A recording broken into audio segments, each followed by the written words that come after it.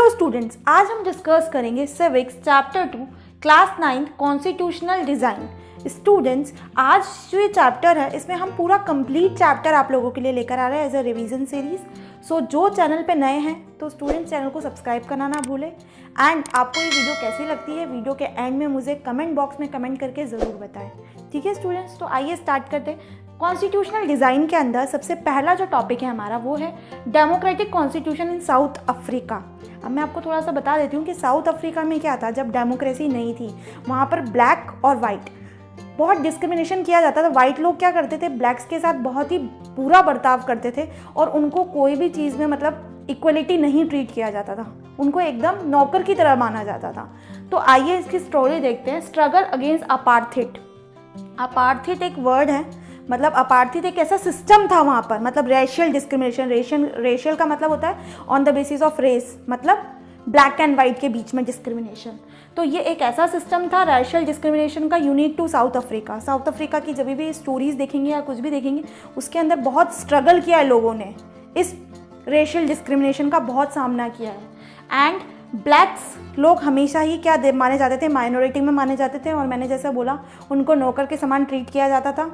White उनसे जैसा चाहे वैसा काम करवा सकते थे, ब्लैक को कोई भी पावर नहीं दी गई थी साउथ अफ्रीका के अंदर। तो 1950 में जब blacks, coloured and Indian fought against the apartheid system, तो 1950 में यहाँ के लोगों ने क्या किया, आवाज़ उठाई इस सिस्टम के खिलाफ। एक ऑर्गेनाइजेशन थी ANC, मतलब अफ्रीकन नेशनल कांग्रेस। इसको ज्वाइन किया बहुत सारे लोगों ने क्योंकि वो बहुत इस सिस्टम से बहुत ही ज़्यादा मतलब हराश हो चुके थे। उन लोगों को लग रहा था कि हम हमारी ही कंट्री में रह रहे हैं फिर भी हम लोगों को इस तरीके से इल ट्रीटमेंट दी जा रही है। तो 1964 में कौन आए थे, नेल्सन मंडेला आए थे और and 7 other leaders were sentenced to life imprisonment in 1964 for daring to oppose the apartheid regime in the country. इन लोगों ने क्या किया था, नेल्सन मंडेला और इनके साथ 7 अदर लीडर्स भी आए थे। इन्होंने इसके खिलाफ क्या करा था, अपोज किया था इस सिस्टम का बुरी तरीके से, ब्लैक लोग मतलब वाइट लोगों के सामने। तो इनको क्या कर दिया था, वाइट लोगों ने क्या करा, उस समय उनकी चलती थी तो उन्होंने पूरे उम्र कैद की सज़ा दे दी थी इनको 1964 में। ठीक है, लेकिन उसके बाद देखो क्या हुआ, आफ्टर 28 ईयर्स ऑफ इम्प्रिजमेंट, 28 साल जब ये जेल में थे तो Nelson Mandela release from jail. 28 साल बाद इनको जेल से रिहा कर दिया गया। एंड 26 अप्रैल 1994 पे वहाँ पर क्या हुई, डेमोक्रेसी घोषित कर दिया साउथ अफ्रीका को। और डेमोक्रेसी जब घोषित किया तो फर्स्ट जो प्रेसिडेंट थे वो कौन बने थे, नेल्सन मंडेला वहाँ के प्रेसिडेंट बन गए थे। मतलब ये लड़ाई काफ़ी लंबी चली है इन लोगों के लिए, मतलब एक सोचा जा सकता है 28 साल जेल में बिताने के बाद उन्होंने काफ़ी सारे स्ट्रगल किए, काफ़ी मूवमेंट्स किए, तब जाके इनको क्या हासिल हुई, ये डेमोक्रेसी हासिल हुई और वाइट और ब्लैक इक्वलिटी हासिल हुई।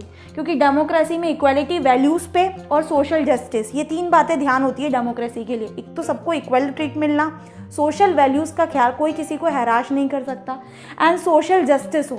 तो यहाँ पर ये सारी चीज़ें कब हुई थी, 26 अप्रैल 1994 जब नेल्सन मंडेला वहाँ के प्रेसिडेंट बन गए थे। ठीक है, तो आइए इसी स्टोरी के बाद हम लोग एक क्वेश्चन अराइज होता है, why do we need a constitution, हमें कॉन्स्टिट्यूशन की ज़रूरत क्यों पड़ती है। आइए स्टूडेंट समझते हैं इसको, और ये मोस्ट इंपॉर्टेंट क्वेश्चन है एग्जाम पॉइंट ऑफ व्यू से भी। It is a set of written laws accepted by people living together in a country. ये एक ऐसा सेट ऑफ रिटन लॉज होता है, मतलब कानून के तहत बनाया गया, जिसमें लोगों को एक साथ गवर्न किया जाता है, पूरी कंट्री को सेट ऑफ रूल्स बना दिए जाते हैं जो कि फॉलो करने पड़ते हैं ताकि कॉन्फ्लिक्ट ना हो। And it generate trust and coordination, trust की फीलिंग और आपस में कोऑर्डिनेशन की फीलिंग आती है इससे। And it specify how a government should be constitution, ये स्पेसिफाई भी करता है कि गवर्नमेंट किस तरीके से कॉन्स्टिट्यूट करेगी। It lays down limits on the powers of the government, tell us what the rights of the citizen are, citizen के राइट्स भी बताता है, पावर्स को डिफाइन करता है गवर्नमेंट के अंदर। And it expresses the aspiration of people about creating a good society, और इसके साथ साथ एस्पिरेशंस ऑफ पीपल को लेकर चलता है और कैसी सोसाइटी बनाता है, एक गुड सोसाइटी को क्रिएट करता है। सो ये सारी चीज़ों की वजह से हमें कॉन्स्टिट्यूशन बहुत ही ज़रूरी है। Now making of the Indian constitution, अब इंडियन कॉन्स्टिट्यूशन किस तरीके से बना, अब हम देखते हैं। 1928 के अंदर उस समय Motilal Nehru and other Congress leader drafted a constitution for India. उस समय 1928 की बात है। उस समय मोतीलाल नेहरू और बहुत सारे कांग्रेस लीडर्स ने क्या किया, कॉन्स्टिट्यूशन ड्राफ्ट करा इंडिया का भी। And 1931 resolution at the Karachi session of the Indian national Congress dwelt how constitution should look like. और 1931 में एक रेजोल्यूशन लिया गया कराची के अंदर, कराची सेशन हुआ था, इंडियन नेशनल कांग्रेस ने वहाँ पर इसको डील किया था और उन्होंने सोचा कि कॉन्स्टिट्यूशन किस तरीके से दिखना चाहिए। तो कुछ फैक्टर्स थे जो कि उन्होंने ध्यान में रखे थे मेकिंग ऑफ कॉन्स्टिट्यूशन। क्या क्या ऐसे फैक्टर्स थे? तो उस समय उन्होंने आइडिया लिया फ्रेंच रेवोल्यूशन का। उस समय वो भी बहुत पीक पे था, वहाँ के लोग भी डिमांड कर ही रहे थे उस समय। एंड पार्लियामेंट्री डेमोक्रेसी, ब्रिटेन में पार्लियामेंट्री डेमोक्रेसी थी उस समय। बिल ऑफ राइट्स एक्ट लगाया गया था यूएस में। सोशलिस्ट रेवोल्यूशन था रशिया में। ये सारे फैक्टर्स हैं जो कि बहुत इफेक्ट डालते हैं making of our Indian constitution. Now constituent assembly की घोषणा कर दी गई थी। तो जुलाई 1946 में इलेक्शंस क्या हुए to the constituent assembly were held. Constituent assembly के अंदर इलेक्शंस स्टार्ट हो गए और डॉक्टर राजेंद्र प्रसाद क्या थे, चेयरमैन थे उसके। तो दिसंबर 1946 में फर्स्ट मीटिंग यहाँ पर रखी गई थी, दिसंबर 1946 में। और उसके बाद जाकर 26 नवंबर 1949 को, ठीक है, 46 से 47 49 मतलब 2 साल के बाद असेंबली ने क्या अडॉप्ट किया, कॉन्स्टिट्यूशन को अडॉप्ट किया। और 26 जनवरी 1950 को ये बहुत इफेक्ट में आ गया और उसी डे को हम क्या बोलते हैं, हमारा रिपब्लिक डे के नाम से हम सेलिब्रेट करते हैं, ठीक है। एंड उसने B.R. अम्बेडकर ने ड्राफ्ट किया था हमारा पूरा का पूरा इंडियन कॉन्स्टिट्यूशन, जिसमें मोर देन 2000 अमेंडमेंट्स को कंसीडर किया जाता है। अगर हम ऑल ओवर वर्ल्ड की बात करें तो इंडिया का कॉन्स्टिट्यूशन सबसे लंबा बनाया गया था, ठीक है। वर्ल्ड का लॉन्गेस्ट कॉन्स्टिट्यूशन मानते हैं हम इंडिया का constitution. Next, philosophy of constitution. अब फिलॉसफी की बात करेंगे कि कॉन्स्टिट्यूशन में ऐसी क्या क्या चीज़ें ली गई थी उस समय। तो आइए देखते हैं स्टूडेंट्स। सबसे पहले थे बेसिक रूल्स।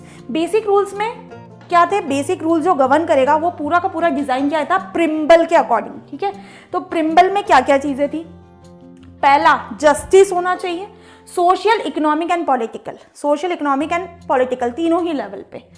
तो ये justice, social economic and political, इन सबको ध्यान में रखा गया था।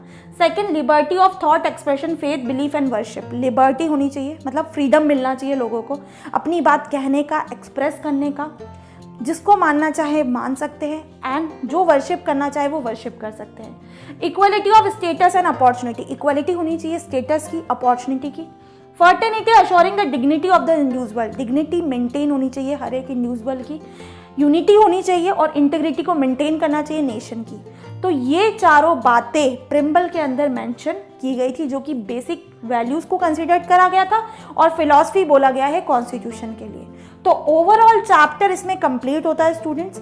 अगर आपको ये वीडियो अच्छी लगती है तो वीडियो को लाइक करें, शेयर करें और चैनल पे नए हैं तो चैनल को सब्सक्राइब करना ना भूलें।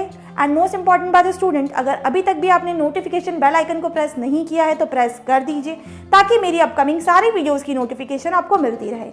एंड स्टूडेंट, आप मुझे अदर सोशल मीडिया प्लेटफॉर्म पे भी ज्वाइन कर सकते हैं। सो जल्द मिलते हैं नई वीडियो के साथ। Thank you.